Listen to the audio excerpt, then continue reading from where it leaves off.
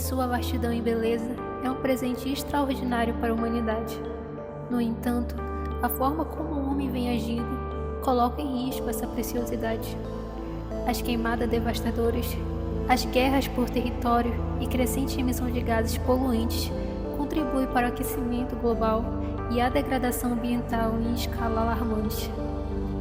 Em resposta a essa crise, ativistas em todo o mundo erguem suas vozes, assim como os povos indígenas, guardiões ancestrais da natureza. A luta é árdua, pois a floresta continua a ser degradada e a fauna local enfrenta o risco de extinção. Na Oceania, o derretimento das geleiras, consequência direta do aquecimento global, eleva o nível do mar, ameaçando comunidades costeiras e colocando em risco a vida de diversas espécies. Será que a humanidade, em busca incessante por progresso e consumo, está traçando o próprio caminho para a extinção?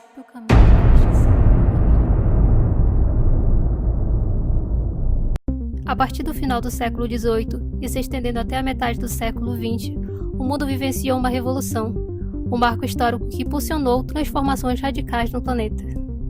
O homem surgiu na Terra há aproximadamente 150 mil anos, a nossa espécie, né? As primeiras civilizações surgiram há aproximadamente 4 mil anos, certo? Digamos que nunca se destruiu, nunca se impactou tanto o meio ambiente quanto nos últimos 300 anos em que começou a Revolução Industrial. Bom, a Revolução Industrial ela surgiu num contexto do capitalismo, né? Da passagem do capitalismo mercantilista comercial para o capitalismo industrializado, especialmente na Inglaterra, né? Que detinha todas as condições para que houvesse ali o advento da Revolução Industrial. Os problemas sociais vieram também com os problemas ambientais. A gente sabe que quando as pessoas saíam do campo para a cidade, elas iam, na verdade, servir de mão de obra barata nas indústrias, certo? E aglomeravam-se, né, em cortiços, em cidades industriais, totalmente insípidas, totalmente susceptíveis a doenças, certo? A aglomeração ela vai provocar tanta contaminação do solo quanto da água e a indústria também vai contaminar o ar. Nesse contexto não havia, na verdade, uma preocupação com o meio ambiente, não se tinha noções científicas dos impactos que o aquecimento do ar, a poluição, a fumaça, né, iria causar. Na verdade, a reação da população, das pessoas a isso, foi muito mais uma reação social do que mesmo ambiental. Então as pessoas passaram a se movimentar, a se organizar em busca de lutar contra os problemas sociais, certo? Como a exploração do operário, como o trabalho de crianças e mulheres, como os baixos salários. Não se tinha a noção de uma reação ao meio ambiente, à contaminação do meio ambiente, certo? A questão era muito mais social. Os conhecimentos científicos e as técnicas de estudo do meio ambiente avançaram após a Segunda Guerra Mundial. Isso impulsionou o alerta sobre os impactos das atividades humanas na natureza. Esse cenário deu origem às conferências sobre o meio ambiente, onde países buscaram alternativas para a preservação ambiental. A Rio+20, realizada no Rio de Janeiro em 2012, reuniu líderes mundiais para discutir o desenvolvimento sustentável. Apesar da grande participação e cobertura midiática, o evento foi criticado pela falta de metas concretas e compromissos ambiciosos. O Brasil, um país de rica biodiversidade e cultura vibrante, se destaca por suas características únicas. O relógio do clima soa um alerta urgente. Restam apenas 6 anos para evitarmos catástrofes naturais, pois a temperatura está prestes a bater a média global. Em todos os estados brasileiros, os impactos das ações humanas já são sentidos. No Rio de Janeiro, o Cristo Redentor se tornou um símbolo da urgência climática. A Amazônia, em particular, se destaca como um dos biomas mais afetados. Queimadas frequentes e alteração na biodiversidade colocaram em risco a floresta tropical mais importante do mundo. O Brasil é um território imenso e ainda assim nós temos problemas e dificuldades, né, de acompanhar essa biodiversidade que é o Brasil. Mas nós que vivemos aqui na Amazônia, nós sentimos hoje hoje nós estamos sentindo na pele, né, a quentura muito forte, o aumento da temperatura em função da degradação ambiental, principalmente ocasionado pela estiagem, né, que é um processo natural, mas as queimadas não. A maioria das queimadas elas são criminosas, elas são praticadas por seres humanos.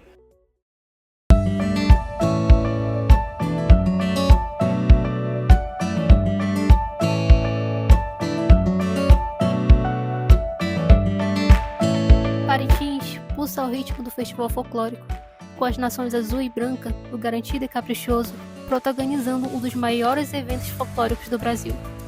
Em junho, a cidade do Boi-Bumbá recebe centenas de turistas. Mas este documentário revela o outro lado de Parintins, que, apesar do sucesso do festival, enfrenta desafios.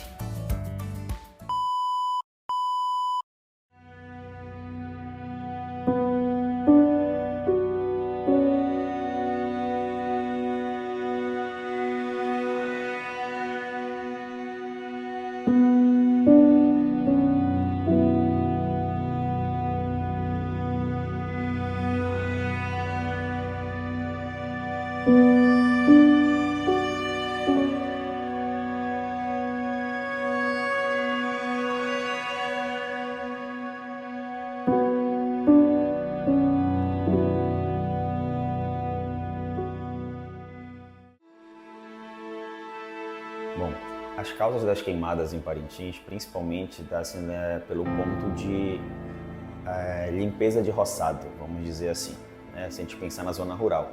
Então, na zona rural, a maioria dos produtores não tem maquinário, não tem outra forma de fazer a limpeza do roçado. Então, eles acabam queimando para efetuar um novo plantio. Muitas vezes, essa queimada foge ao controle, né, e aí acaba avançando para a mata. Nós tivemos vários casos ano passado nesse sentido. O impacto das queimadas dentro do projeto Bananita foi um impacto muito grande, porque as famílias perderam o trabalho de uma vida toda, trabalhos que a gente tinha anos construído. A gente perdeu, a gente plantava, a gente fazia o plantio de agrofloresta para que a gente tivesse um plantio diferenciado e a gente ajudasse um pouco o nosso ecossistema, que a gente sabe o quanto é difícil essa grande quentura e o quanto é ruim quando a gente planta de uma forma errada, quando a gente começa a fazer as derrubadas, a gente começa a destruir algo que é tão maravilhoso para a gente. Então a gente tentou de muitas maneiras fazer trabalhos que ajudasse a essa construção, a que a gente não degradasse tanto o nosso meio ambiente. E as queimadas que vieram, elas destruíram tudo.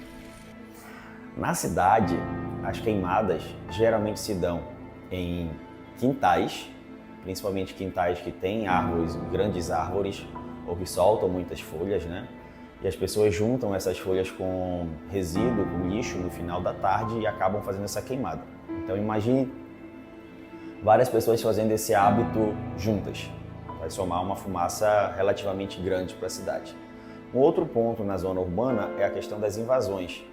As invasões, elas ocorrem em áreas públicas ou privadas, e ano passado nós tivemos em uma área privada, com a queima de árvores para também, vamos dizer assim, né, limpeza do terreno, que essa limpeza se trata de não ter nenhum empecilho para a construção, quer seja árvores de pequeno, médio ou grande porte. Então acabam sendo queimadas essas árvores. O primeiro foi um lugar que a gente conseguiu, né, meu marido. A gente construiu um cantinho nosso, que a gente morava alugado. Depois cederam uma casa pra gente morar aqui e pediram a casa. E a gente não tem mesmo terreno, né? E nem condições de pagar aluguel. Aí foi mais isso. Conversaram com a gente a respeito, né, quando a gente veio pra cá. Só que aí, como a gente não tem condições de comprar um terreno, ter um lugar pra assim, né? É o jeito de a gente enfrentar essa esse risco, essa dificuldade, né? Aí estamos aqui, seja o que Deus quiser. Para a cidade de Parintins, nós temos que pensar o seguinte ponto. Muitas pessoas vivem acamadas em quartos ou dentro de hospitais e a fumaça ela adentra pelo ar-condicionado. Então ela acaba sendo prejudicial nesse ponto. Se nós pensarmos somente na questão da parte externa, já é ruim para a nossa saúde respirar aquela fumaça. Isso se agrava com quem tem qualquer doença respiratória, né? Se pensar em asma, bronquite, e isso afeta muito mais crianças e idosos, que têm o sistema imunológico, a imunidade muito mais baixa do que os adultos de modo geral. Durante esses anos todinho eu nunca tinha tido problema com esse negócio de fumaça. Hoje em dia eu não posso inalar nenhum tipo de fumaça, que eu já fico passando mal, já fico querendo respirar, querendo ter uma sensação mais pura assim, de poder respirar puro, entendeu? Então essa experiência é uma experiência muito grande na vida da gente, porque a gente nunca consegue mais ser a mesma pessoa que era antes, entendeu? Quando a gente acordava, aquela sensação assim, parece que tu queria sair da tua rede, da tua cama, correr, sabe?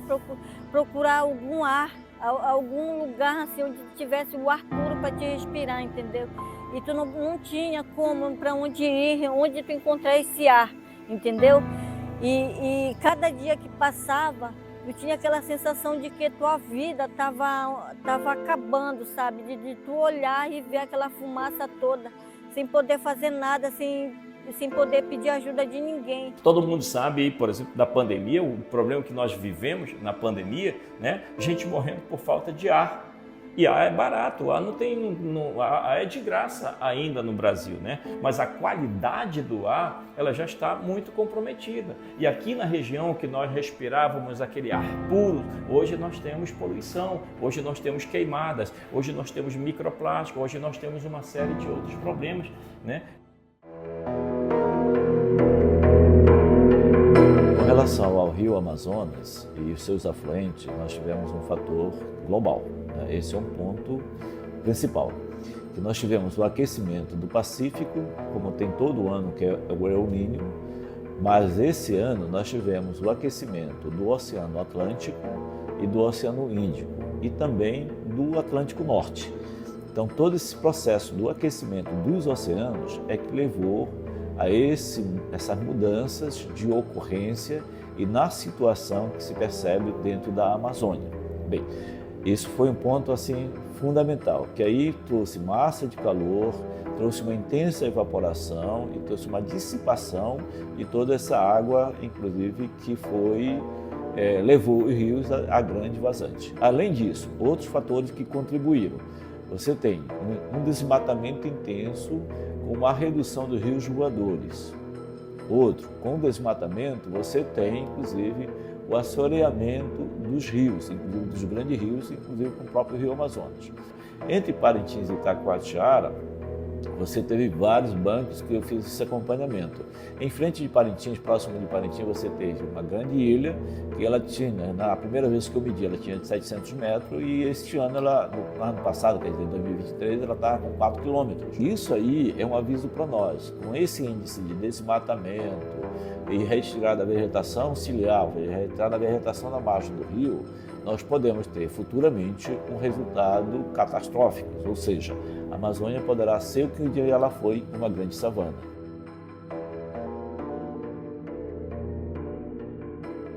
As previsões a gente faz porque a gente faz acompanhamento, né?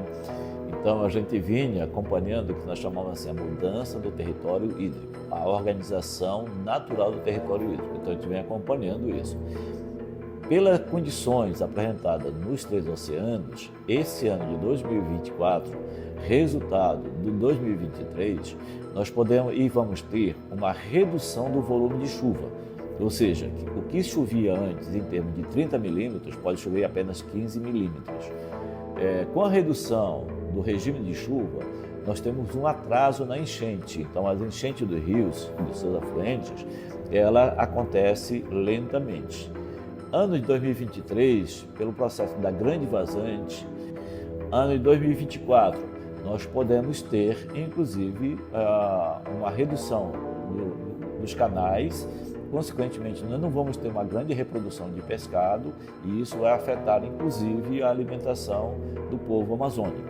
Ela afetou de uma seguinte maneira que o estado do Amazonas ficou praticamente parado, porque nós não tivemos pescaria, nós não tivemos sobre nós fazendo o mercado, né? Porque nós trabalhamos com peixe, né? Todo mundo parou. Muito difícil, não só para mim, né? Mas para todos. A gente que tem embarcação, ficou muito difícil. Assim, o rio, ele secou muito. A gente tinha que conhecer o rio para poder não ficar em barrancos. A gente ficou quase assim, não sabendo quase o que fazer, né? Aí até o movimento que aqui era bem, a gente fretava um barco, toda semana esse barco estava agendado. E devido a essas situações, isso afetou muito. Para mim, foi difícil. Isso aí é previsível, pelas condições da enchente que está sendo muito, muito lenta. Eu posso garantir que agora, em fevereiro, nós estamos no nível da vazante do ano 2022 ou do início de 2023. Primeira vez que eu estou vendo, né? Durante toda a minha idade de eu viver, o primeiro ano foi essa uma aí, de 2023. Ou seja, está muito lento, porque até os canais aqui estão custando a encher. Ninguém esperava, né? Ninguém esperava nada de acontecer isso. Mas a gente pode até ficar, a gente pode dizer que tem e pode dizer que não tem, porque...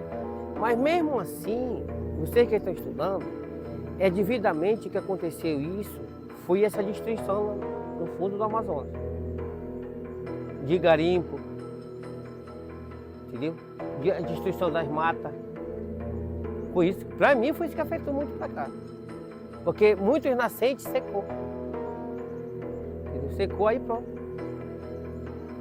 É previsível? É. E nós devemos fazer acompanhamento. Tanto é que as pesquisas apontam que se continuarmos desmatando a Amazônia, ela vai estar num quadro irreversível que não voltará mais a se recompor uma grande floresta. E isso nós vamos viver futuramente com um aquecimento muito maior do que você possa imaginar. E aí teremos perda da qualidade da água e perda da qualidade da vida dentro da região amazônica. Pouco de esgoto que existe na cidade, ele está direcionado para o rio, que para mim, já é crime ambiental. Por quê? Porque está levando água de esgoto para o rio. Nossos rios já não estão assim com nível de saúde que nós podemos dizer considerável. O próprio Rio Amazonas já está com nível de poluição que já está começando a chamar a atenção das pessoas. Você vê, por exemplo, em Manaus, toda aquela deposição de lixo que ocorre na orla da cidade. Parintins vai ser a mesma coisa, né? Já tem esgoto para lá, que eu sou completamente contra. O esgoto ele tem que ser direcionado para um local aonde vai se fazer o tratamento dessa água, para essa água ser novamente redirecionada, reaproveitada. Na realidade, existe uma preocupação a nível nacional. Isso não é uma particularidade de Parintins, essa problemática do lixo. O problema em Parintins é pelo tamanho da sua capacidade, que não aguenta mais, né? Que já estourou a sua capacidade de produção. Porque o lixão vai acontecer o seguinte, chega na época, como todo mundo sabe, a questão da compostagem. O que é a compostagem? Você faz com material orgânico, mais resíduos como terra, como capim, enfim, né, uma série de material orgânico. E aí ele cria aquele chorume. Só que esse chorume da compostagem, ele é bom, ele é um adubo muito bom, mas do lixão não é. Ele vai para onde? Para o lençol freático. E se ele chega no lençol freático, naturalmente ele vai contaminar o quê? Os poços que estão sendo retirados águas para a gente consumir. Tá? Posso dizer, por uma parte, que em relação à comodidade. É muito cômodo, por exemplo, eu juntar numa esquina vários pontos de lixeira viciada, ir lá e jogar o meu lixo. Que é mais difícil eu saber que o carro vai passar, o carro coletor passa entre 2 da tarde às 5 da tarde e eu ficar monitorando o momento que esse carro coletor vai passar ali.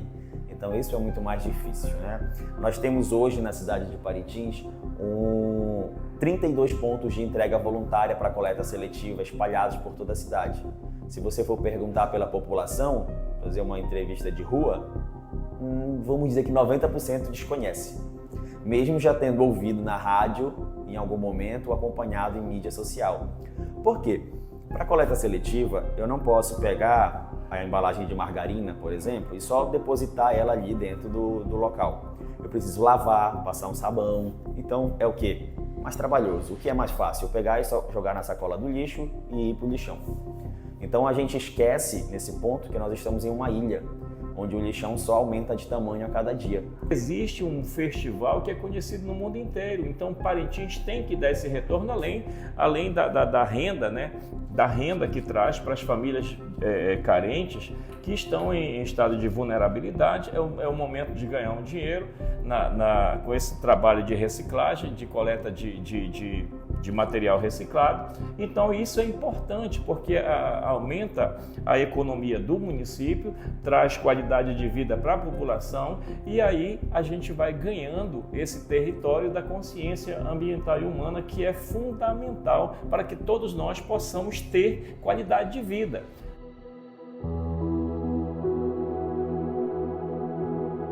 Então, a questão de trabalhar com a população é um trabalho de formiguinha, né? A gente vai trabalhar bem devagar, introduzindo esses novos hábitos, porque querendo ou não, são novos hábitos, principalmente quando a gente fala de coleta seletiva, quando a gente fala, por exemplo, hoje de não abandonar animais ou carcaças próximo do aeroporto, porque pode causar um risco aviário e causar uma tragédia na cidade.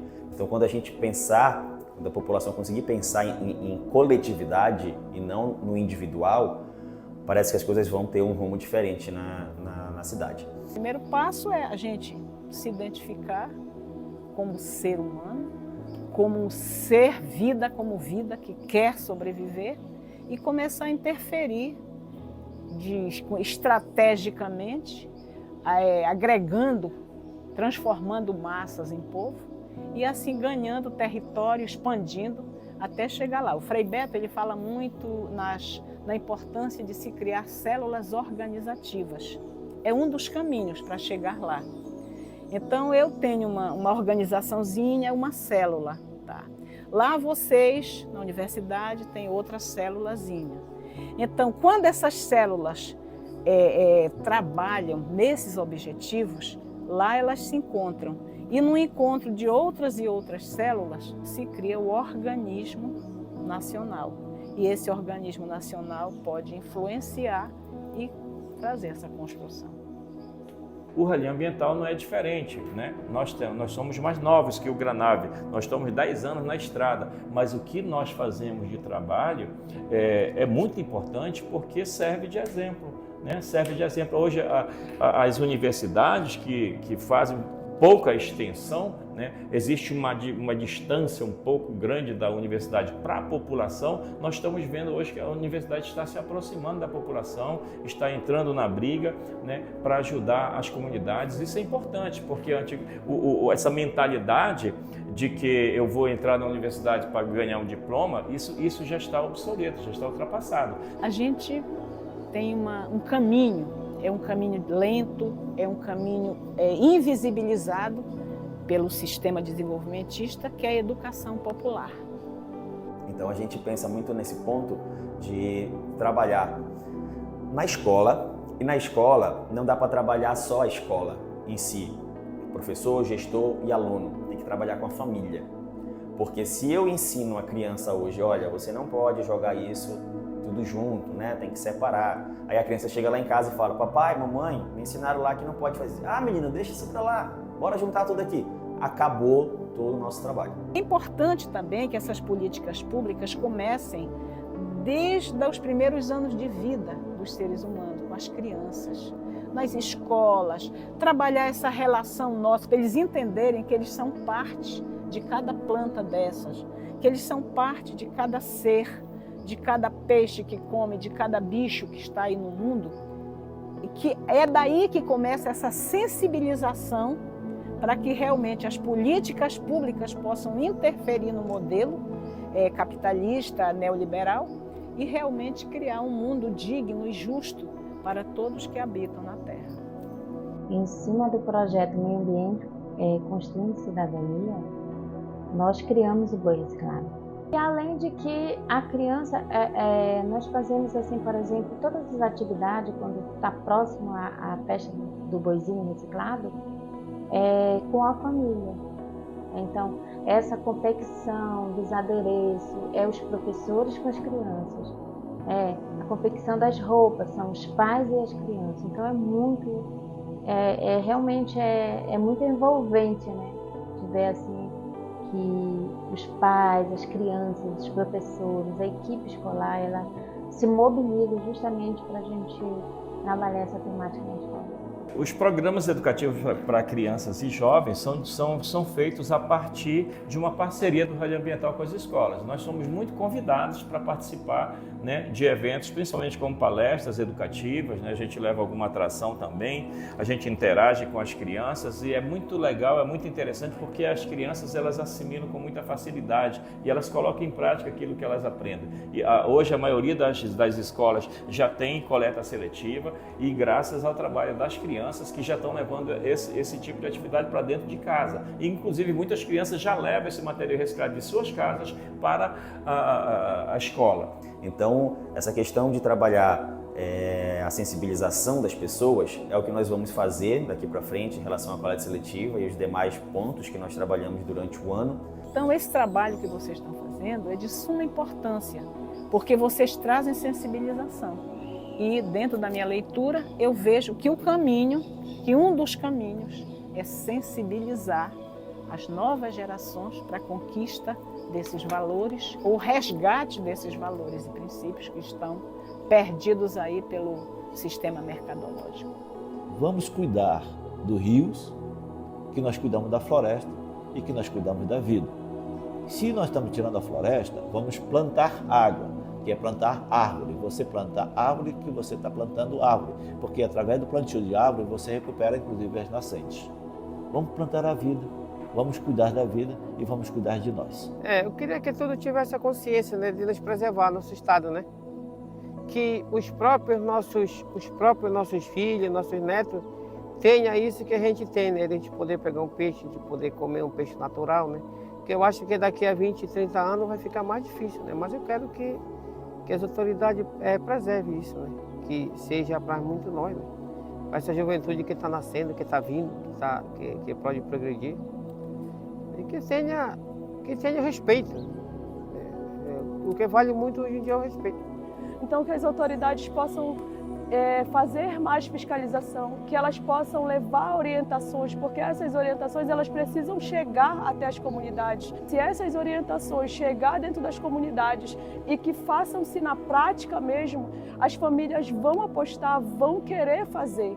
Porque isso foi o que aconteceu com a gente. Plantar de comum acordo com a natureza dá certo e a gente consegue produzir um produto de qualidade. Não cuidar do espaço onde vive, você vai passar a incomodar os outros. Nós tivemos esse ano um ano atípico de muita fumaça. Então, quando você não cuida do seu espaço, você passa a incomodar os outros. Então, vai depender muito dessa conscientização, que eu não gosto dessa palavra, dessa sensibilização, desse despertar que caminhos como os que vocês estão trazendo podem fazer chegar nas pontas.